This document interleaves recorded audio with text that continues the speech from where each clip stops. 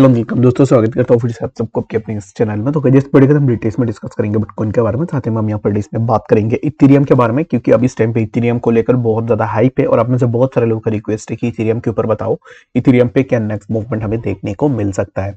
बाकी अगर आप वीडियोस को रेगुलर बेसिस में देखते हो तो कल भी मैंने आपको बताया था और यहाँ पर ना डायरेक्टली मैंने मार्क करके भी आपको बताया था कि इथेरियम पे क्या मूवमेंट हो सकता है। तो अभी इस टाइम पे देखो तो right now the price of Ethereum after taking support on this particular trend line, यहाँ से सपोर्ट लेने के बाद प्राइस ने एक मूवमेंट ली जो कि एक्सपेक्टेड था। सिमिलर काइंड ऑफ मूवमेंट हमें देखने को मिले, जो कि एक्सपेक्टेड मूव था, वही मूव हमें इथेरियम के प्राइस के ऊपर देखने को मिला है। But the thing is that कि what we can expect next on the price of Ethereum, तो उसके ऊपर यहाँ पर हम डिटेल्स में डिस्कस करेंगे। बाकी वीडियो में आगे बढ़ने से पहले इस वीडियो के अंदर जो भी मैं आपके साथ डिस्कस कर रहा हूँ वो मेरा personal opinion, thoughts and research है। बाकी अगर आप कुछ भी फाइनेंशियल डिसीजन लेते हो on the basis of my video, then उसका प्रॉफिट एंड लॉस जो भी होगा उसके जिम्मेदार आप खुद होंगे। तो इसके लिए आप अपने एंड से भी जरूर से रिसर्च कर लेना, ठीक है। तो बात करते हैं सबसे पहले यहाँ पर इथेरियम पे अब इस टाइम पे एंट्री लिया जा सकता है यानी। तो राइट नाउ मैंने कल भी जैसे आपको बताया था, if you are looking for a short position in Ethereum then you need to watch the breakdown of this particular zone जो कि 2478, ठीक है। तो इसको मैं यहाँ पर मार्क कर लेता हूँ 2478, यानी कि इसी पार्टिकुलर जोन का अगर हमें ब्रेकडाउन देखने को मिलता है then you can go for a short position in Ethereum, जहां से हमें प्राइस में ड्रॉप डाउन देखने को मिलेगा। तो अभी इस टाइम पे अगर आप शॉर्ट पोजीशन पे जाना चाह रहे हो तो इसी जोन का ब्रेकडाउन होना जरूरी है। And the second important thing about the price of Ethereum is that अगर price above this zone consolidate होती है दैट मीन्स कि हमें यहाँ से प्राइस में कुछ इस तरीके का मूवमेंट देखने को मिलेगा, जो कि एक अप ट्रेंड का कंटिन्यूएशन आप एक्सपेक्ट कर सकते हो if the price of Ethereum consolidate above 2484, ठीक है। तो इसी जोन के अबव कंसोलिडेट होगा that means we can expect कि हमें प्राइस के अंदर एक अपवर्ड कंसोलिडेशन देखने को मिले, जो कि यहाँ से प्राइस में एक अच्छा सा मूवमेंट हमें देखने को मिलेगा। तो अब इस टाइम पे हम यही एक्सपेक्टेशन लगाएंगे कि हमें प्राइस में फर्दर मूवमेंट देखने को मिले, जो कि अराउंड हम यही एक्सपेक्ट करेंगे 2563 and later we can expect कि हमें फर्दर प्राइस में और भी मूवमेंट देखने को मिलेगा, ठीक है। तो इथेरियम को लेकर right now I am expecting that कि इथेरियम के प्राइस में हमें सिमिलर काइंड ऑफ एक अपवर्ड मूवमेंट हमें देखने को मिल जाए। अगर आप अभी इस टाइम पे इथेरियम पे एंट्री लेने का सोच रहे हो तो मेरे हिसाब से राइट नाउ इस टाइम पे एंट्री मत लो। प्राइस अगर आपको समवेयर अराउंड इसी जोन पे देखने को मिलती है again 2484, then a possible long position can be taken from this particular zone as well. और अगर आप वीडियो देख रहे हो जब इथेरियम के प्राइस समवेयर अराउंड इन्हीं पार्टिकुलर जोन्स के आसपास कंसोलिडेट हो रहा था, तब भी मैंने आपको बताया था कि इथेरियम पे पोटेंशियल है, जो कि प्राइस यहाँ से एक अच्छा सा अपवर्ड मूवमेंट में जा सकता है, ठीक है। तो अगर आप देखोगे तो यहाँ पर प्राइस ने हायर हाइज बनाई और यहाँ से प्राइस ने एक अच्छा सा मूवमेंट भी लगाया। बट यहाँ पर द थिंग इज दैट कि जब प्राइस यहाँ से हायर हाई लगा रहा था, जब भी कोई भी हायर हाई लगती है उस टाइम पे एक करेक्शन होना जरूरी है। विदाउट करेक्शन अगर यहाँ पर ये मान लेना कि किसी भी प्राइस अगर स्ट्रेट लाइन पे मूव करती है, लेट सपोज कि स्ट्रेट लाइन का मतलब यही कुछ इस तरीके से अगर कोई भी प्राइस मूव करता है दैट मीन्स कि ये जो मूवमेंट है ये मूवमेंट एक फेक मूवमेंट है, जिसका नीचे आने के चांसेस बहुत ज्यादा हो जाता है। बट अगर इथेरियम के केस में देखोगे तो प्राइस ने यहाँ पर कंसोलिडेट किया, प्राइस इसी जोन के आसपास आया, प्राइस ने थोड़ा साइडवेज मूवमेंट ली, अगेन प्राइस मूवमेंट ली, अगेन प्राइस के अंदर हमें साइडवेज मूवमेंट देखने को लगा, अगेन प्राइस यहाँ से ऊपर गया। But the thing is that कि मैक्सिमम लोगों को ये समझ में नहीं आता है कि ये जो करेक्शन हो रहा है ये करेक्शन है, ना कि मार्केट जो यहाँ पर डंप हो रहा है, ना कि मार्केट में ड्रॉप डाउन हो रहा है, ठीक है।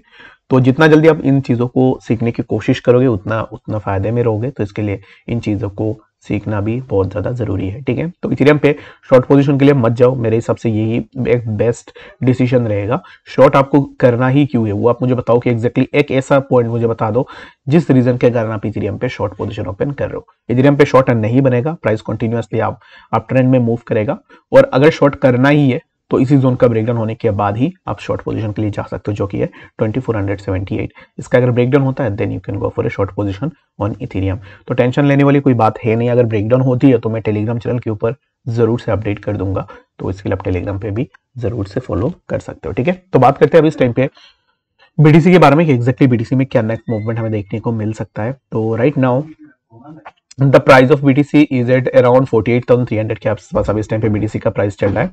And the price is shown A move, जो कि यहाँ से प्राइस ने एक रिटेस्ट लिया, अगेन यहाँ से प्राइस में मूवमेंट हुई।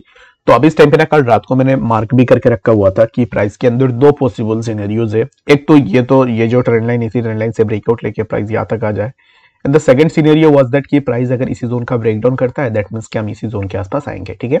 तो जो सेकंड सिनेरियो है वो इनवैलिड हो चुका है, एंड जो फर्स्ट सिनेरियो है उसको प्राइस ने फॉलो किया। और अभी इस टाइम पे राइट नाउ अगर आप देखोगे तो the price of BTC is on A resistance of 1 day के रेजिस्टेंस पे अब इस टाइम पे बीटीसी का प्राइस है। तो यहाँ पर पॉसिबिलिटी बहुत कम है कि प्राइस यहाँ से ब्रेकआउट ले ले और प्राइस थोड़ा ऊपर चला जाए। तो प्राइस यहाँ पर करेक्शन लेगा, प्राइस साइडवेज में मूव करेगा। तो इसके लिए best and the better way is that कि अब इस टाइम पे हम थोड़ा वेट जरूर से कर सकते हैं बीटीसी के प्राइस के लिए, ठीक है। And the interesting thing about the price is that कि अगर आप देखो तो ये यहाँ पर एक ट्रेंड लाइन सपोर्ट हमें देखने को मिल रहा है, जो कि एक यहाँ पर हमें स्ट्रिप ट्रेंड लाइन सपोर्ट देखने को मिल रहा है, जहां पर प्राइस ने सपोर्ट ली एंड यहाँ से प्राइस में हमें मूवमेंट देखने को मिला है। तो अब इस टाइम पे नेक्स्ट थिंग इज दैट कि we might go near to the 50,000 zone as well. तो इस टाइम पे थोड़ा वेट अप कर लो जरूर से, और बीटीसी में भी शॉर्ट मत करो यार आप लोग। यहाँ पर जब भी कोई भी कोइन का प्राइस के अंदर मूवमेंट देखने को मिलती है तो आई डोंट नो व्हाई कि लोगों को ऐसा लगता है कि शॉर्ट पोजीशन ओपन कर लेते। तो शॉर्ट तो अब इस टाइम पे मैं किसी को रिकमेंडेड नहीं करूंगा, और शॉर्ट अब इस टाइम पे प्रायोरिटी भी नहीं है। और मैं तब से शॉर्ट नहीं करवा रहा हूँ, अगर आप मुझे फॉलो कर रहे हो ना, तो मैं यहाँ पर जब से बीटीसी ने 35,000 40,000 के आसपास का जो जोन है उसको ब्रेक किया है, तब से मैं किसी को भी शॉर्ट के लिए रिकमेंड नहीं कर रहा हूँ। और अगर आप देखोगे तो मैंने किसी को रिकमेंड भी नहीं किया शॉर्ट के लिए, और मार्केट जो है कंटिन्यूअसली ऊपर ही आ रहा है। तो यहाँ पर it absolutely doesn't make any sense कि अगर आप मार्केट थोड़ा ऊपर जाते ही आप शॉर्ट करने लग जाते हो, ठीक है। तो स्टिल अगर यहाँ पर बीटीसी रिजेक्शन लेगा 48,700 300 से, जो कि यहाँ पर मैंने मार्क करके रखा हुआ है, यहाँ पर ऑलरेडी प्राइस के लिए रेजिस्टेंस है ही, तो इट डजंट मीन कि आप अपना शॉर्ट पोजीशन ओपन कर लो। तो ओपन शॉर्ट अब इस टाइम पे नहीं करनी है। प्राइस एक ट्रेंड पे है जहां पे प्राइस हो सकता है कि ब्रेकआउट भी ले ले, जो भी हो, या फिर प्राइस साइडवेज में आ जाए।